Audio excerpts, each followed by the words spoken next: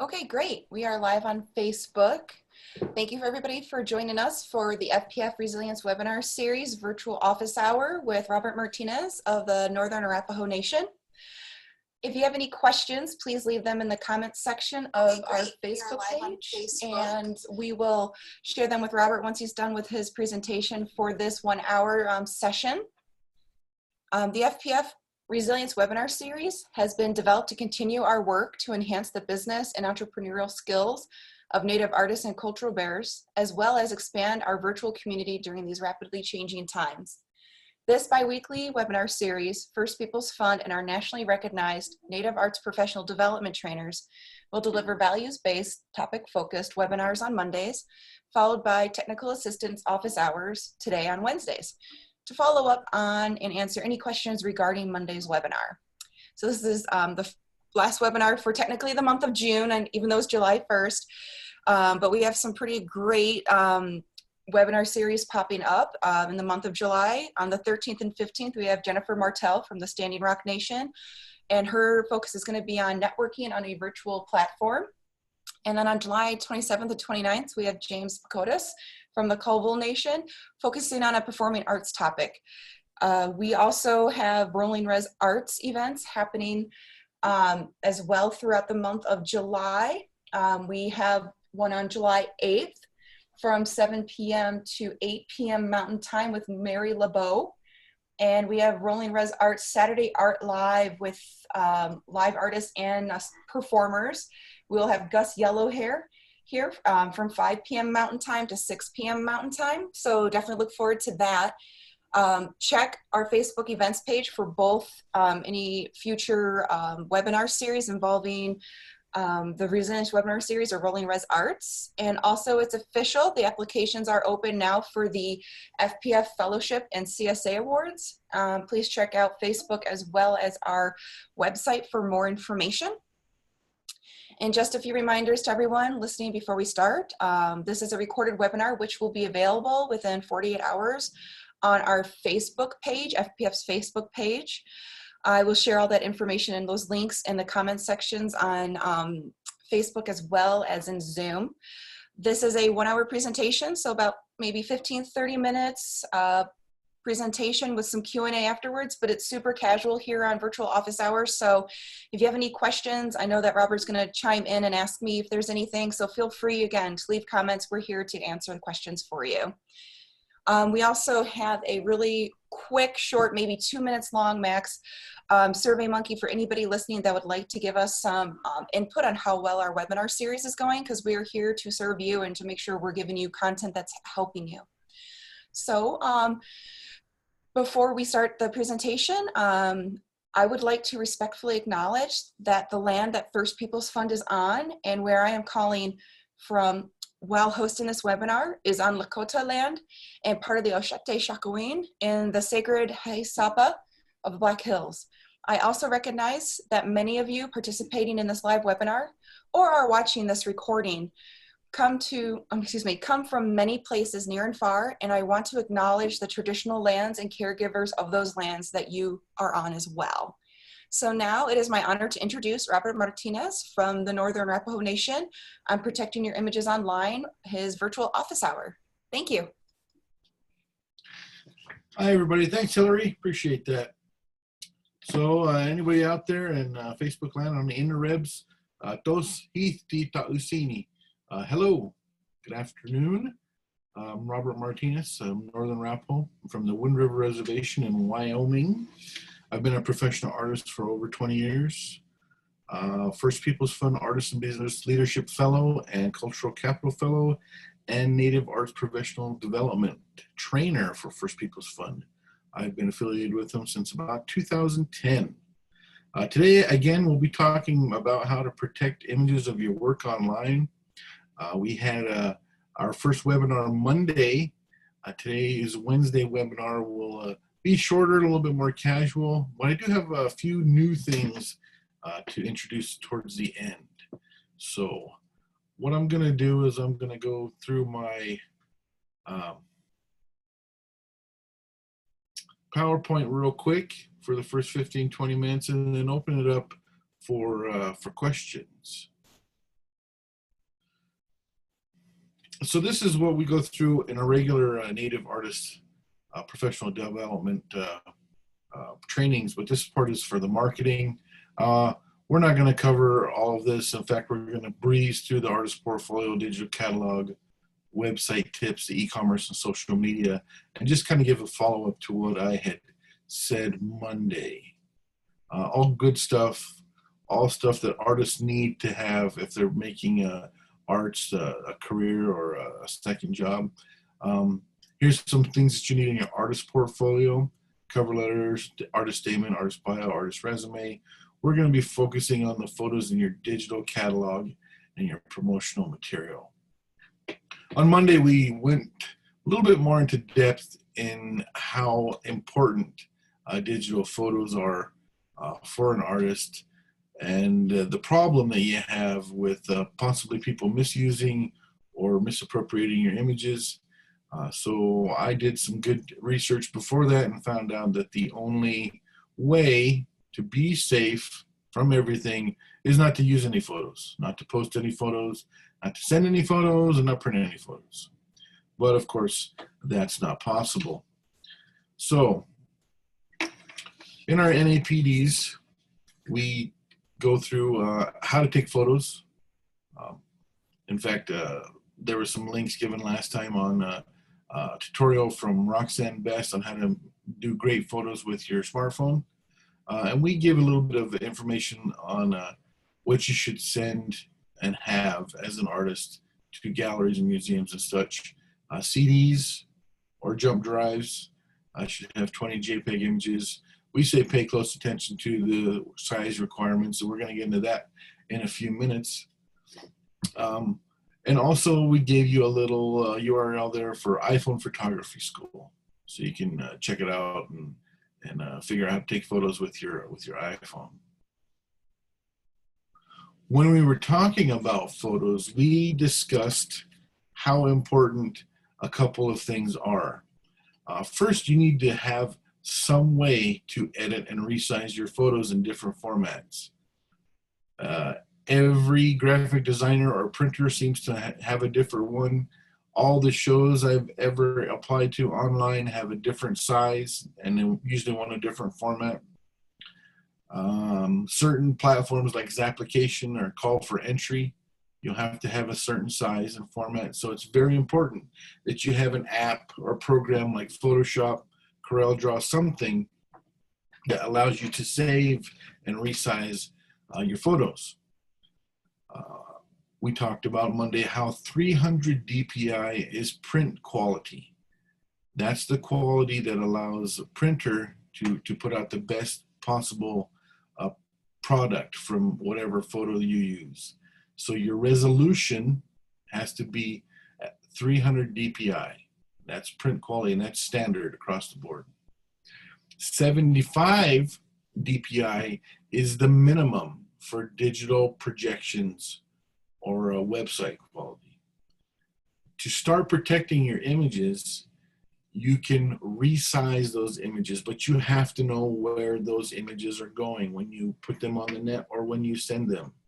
Are you going to be sending them to a printer? Are you sending them to jury show staff? Are you sending them to a gallery?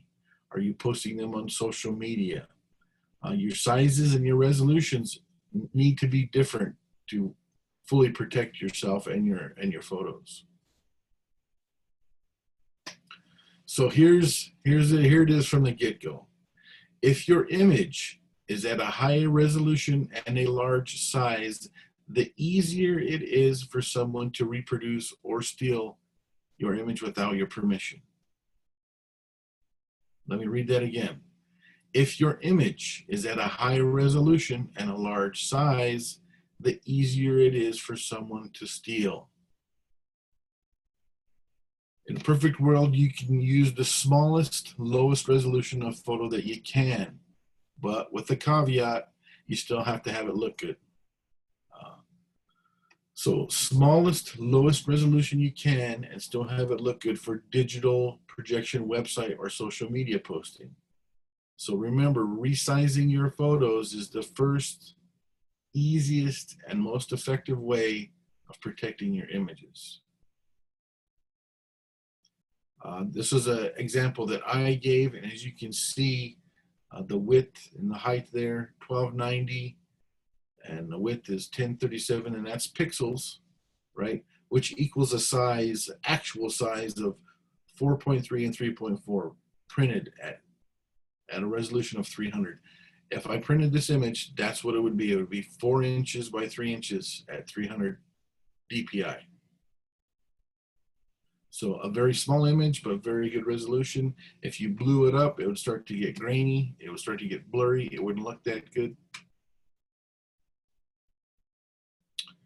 For your promotional materials, your business cards, your brochures, postcards, you'll probably need a 300 DPI image to send to that printer, and they're going to want it in a myriad of different file formats, from a PDF to a JPEG, maybe a Photoshop file, a PNG. It just depends on that particular graphic designer. I know some of them even like a PDF. Depends on what they're using to print with, their particular favorite design program, and what they're putting it on. Patches and stickers might not even need a 300 DPI image. We also give you a couple of URLs there for your own use to get you some business cards. So you have to be aware of who you're sending it to and what you're doing with the photo and what format it's got to be. On your website, here's what we give during our regular NAPDs, the tips. I want to focus on that second one. Use high quality images, but I want to add with the lowest resolution and the smallest scale that still look good. In creating your own website or looking at your website, you might have to figure it out. You might have to resize it a couple times till you find something that you're comfortable with.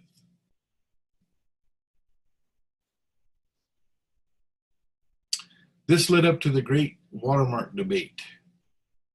To watermark or not to watermark. Last Monday, I said that my wife and I own a graphic design business as well as our fine art, my fine art career. And she has a master's in graphic design, and he's like a 9th degree black belt in Photoshop. So she's shown me in about 10 or 15 minutes that she can get rid of a watermark totally. So watermarks are only effective to a point. If someone really wants to get rid of them, they can, with any current software. So here is my website. You can tell that the image is small, but it's got a fairly decent resolution. If you're working with digital images, 75 to 200 DPI is average. Mine, I'm like right in the middle. I'm at 150. That's kind of what I use when I'm posting digital images. This is Ben Pease's website. As you can see, he uses this e-commerce platform that kind of creates its own watermark with the cart and price tag there. Goes over the image a little bit. We talked about how that was a happy medium. This is Ole Moss's website. He seems to have a particular problem with people stealing his images, so his solution is a whole image watermark. It says, do not screenshot Ole's images, and it's his website, and it's a stolen from. But the only thing is if I'm a legitimate viewer, I can't see the total picture. So you really have to weigh what the viewer is going to see on your website and how you want them to see your work. Do you want them to see something that's obscured, or do you want them to see the whole thing or part of the image? It depends on what you're most comfortable with. This is John Pepion's Instagram page. You can see that his images are small, kind of blended. Some of them are at an angle, so that's one thing to keep in mind when posting images, so that they're harder to reproduce. He does the same thing with his Facebook page, puts it at an angle when he posts things, especially if they're in process. At this point, last time on Monday's webinar, we talked about how other artists are probably our biggest weapon in combating image theft, especially on social media. I have seen other artists' images being taken and used improperly. I got right on the phone, called those artists, gave them the contact information to who I saw using their image. Those artists came and made sure that their images weren't being used inappropriately.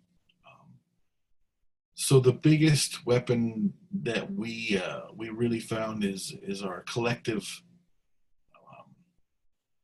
strength as a group, as Native artists or artists as a whole, because none of us want our images appropriated. So the more we can help each other, the better. Here's my social media page. We talked a little bit about keeping yourself safe on social media, making sure you know what you post, what's in the background of what you post. You might not want to put too much of your personal life on social media if you're afraid of, maybe your house being all by itself. People can break in if you post you're at a show, or pertinent information that you might show a letter. Maybe you don't want your address to be shown, so be aware of that. This was Roxanne Best's Instagram page. She's a photographer, awesome photographer. You can see that she does have a tag or a watermark in her work, but it doesn't obscure the total image. So just to recap, be mindful what's in your social media pictures. Limit what information you put online, your personal info, trips, new purchases possibly. ID information, big thing. Build your network, your client, your fan base, your artist network in the event your images are misused. If you see other artists' imagery being used in a way that seems inappropriate, tell them. Again, our most powerful weapon is our combined voices. On e-commerce sites, we give you a few different examples. Most e-commerce sites are really easily designed. You can play with the watermarks, don't put watermarks, and then some actually tell you what size file you need for their platform. I know Fine Art America does. I use that platform. They tell you exactly how big of a file you need and in what kind of format. And they also have some resources if your images are stolen. Same thing with another e-commerce site that I use, TeePublic. They tell you exactly how big a file you need, and also have very good resources for intellectual property theft. So we need to know what your images are going to be used for. How are you going to use them? Are you sending them to a printer? Do they need to be a big format for that? Are you posting them online, and should they be small and less resolution? And you need to be proficient at resizing those, because you're going to have to resize them for different things. Do you watermark or don't you? That's up to you. Do you want your image obscured or don't you? And then if you're posting on social media, what's your goal? What's your goal for that image? Is it an in-process shot? Does it need to be straight, flat, up and down? And then what's in your images? What's in the background? Are you sharing anything that you probably shouldn't or don't want to? If you're using any e-commerce platform, how is that helping? Are they helping? What are their resources? And then your personal artist network, your network of friends, fans, clients, other artists. Are you helping them? Are they helping you? Things to ask yourself as an artist. So here's a few URLs that I gave for reporting. The top one is a Native American Rights Fund. The middle is a Duboff law. Leonard Duboff is a awesome attorney who really wrote the book. I mean, he actually wrote the book on Native American art and copyright intellectual property. And then, of course, the Department of Justice. And then I am going to show you what they do. Or this is the Department of Interior. Excuse me, the Indian Arts and Crafts Board. Here is what they put on their website to report. So this is their, how should I report a potential, or should I report a potential violation? And they give 3 examples. They give possibly at a retail location, maybe at a powwow, or on the internet, and then as an artist and consumer.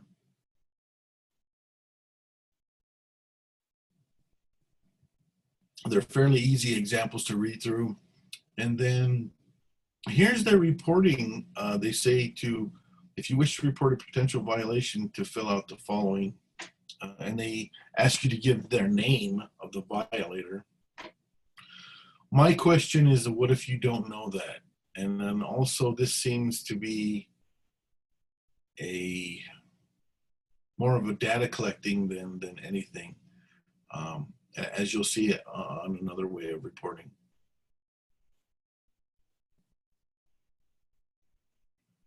Let me get back into my, there we go.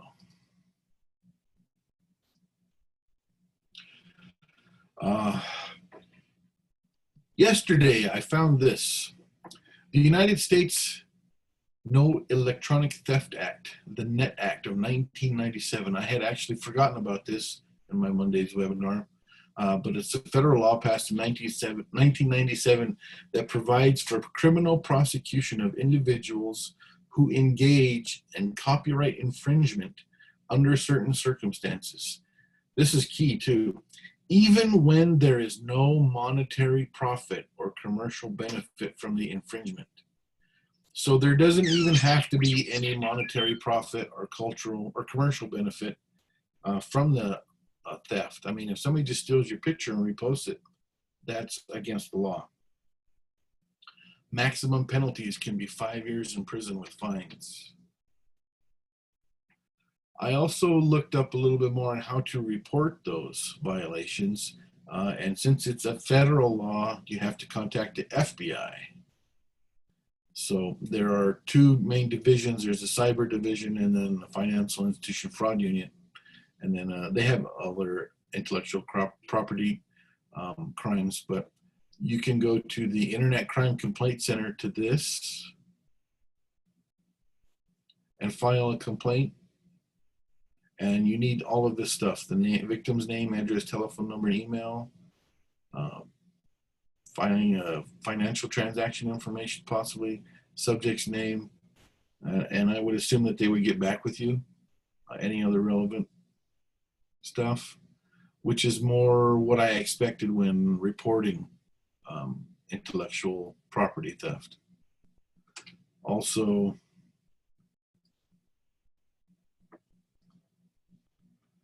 this suspected criminal activity tips the FBI.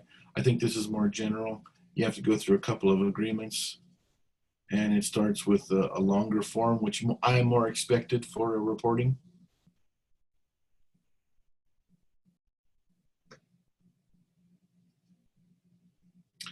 And that is the end of my recap and a little bit more on reporting. Here is First Peoples Fund's information for additional questions before we open it up.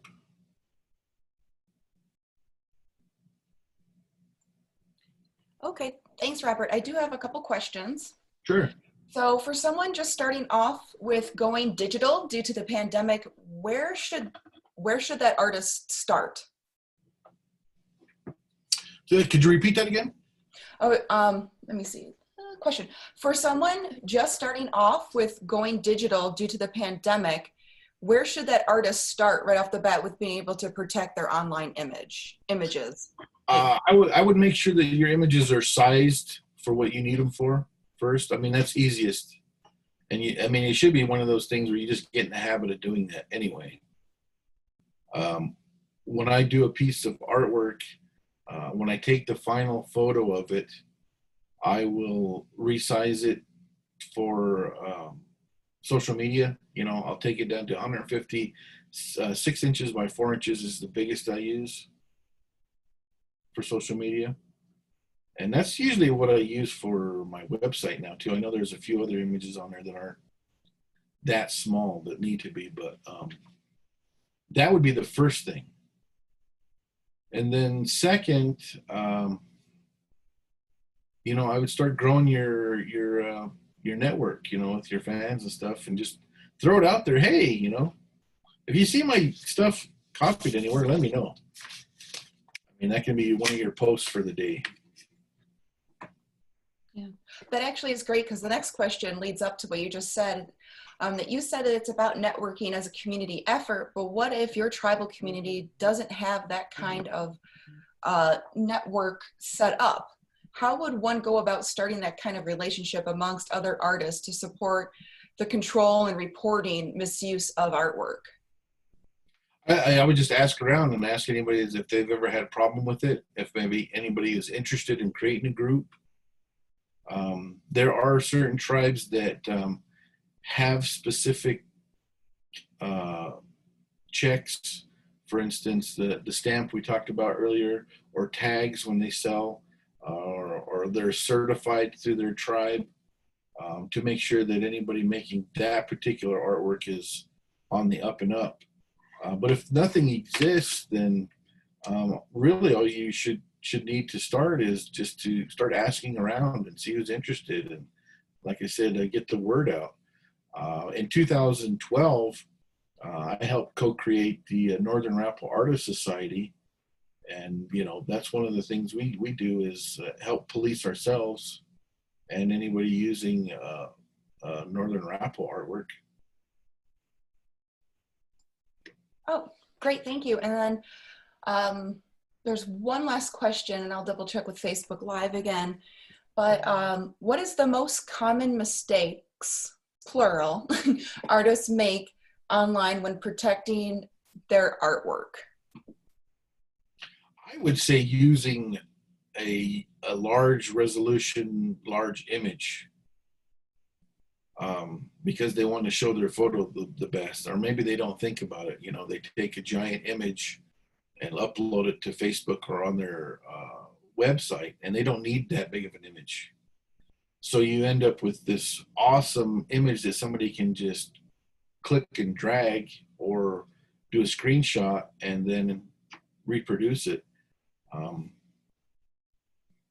Screenshots are only good for so much DPI, but if you have a large JPEG image or whatever it is online, you can click and drag and just save that high resolution image like that. I see it all the time. The other thing would be maybe either not putting an image in there correctly, or the same type of thing as having something in the background that you don't want. If you shoot a picture inside your studio and you show people how to inadvertently your back door to your studio and how many locks you have and what kind of window, any kind of smart thief can figure out, oh, they have that kind of window. I can get in there with a credit card and get in there and take stuff. I mean, I see people posting things online. I'm like, man, I wouldn't have posted that because that's got your address right there, or it shows you have a nice TV in your house,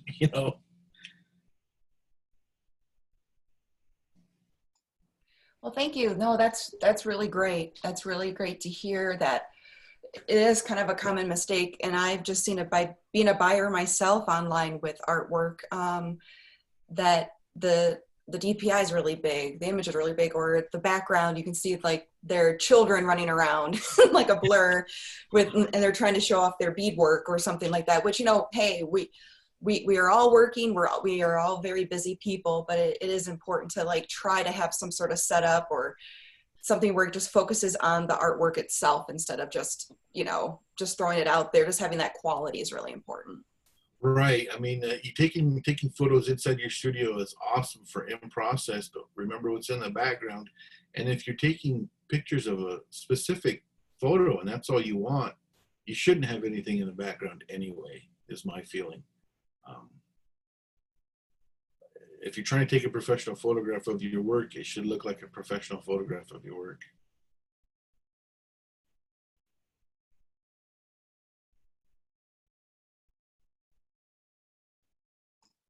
Totally agree. I guess I don't have any other questions that I have come up in Facebook Live. Mm-hmm. So I guess in summary, if you want to close out your presentation, thank you so much, Robert, for all your help and awesome subject matter expertise. I always learn something new with you, no matter what it seems like. And I love that about you, man. So I do appreciate your time. And yeah, without further ado, please end this virtual office hour for us. Well, I appreciate anybody who tunes in later. I hope I have helped you at least a little bit. Remember sizing of your photographs. Remember what's in the backgrounds of your images. Remember who you're sending them to. And I hope nobody steals your images, but if it happens, reach out to the artist community. We always try to help each other. And then remember those reporting things, and I hope he doesn't ever get that far. But I hope you and wish you well, and hope you do well. Wish you well, and hope things go great for you and your artwork, whatever it may be. Thank you so much, Robert. Have a wonderful rest of your week, and thank you again, everybody out on Facebook. We always appreciate you coming in and supporting us. Have a wonderful week, everybody. Goodbye. Bye, everybody.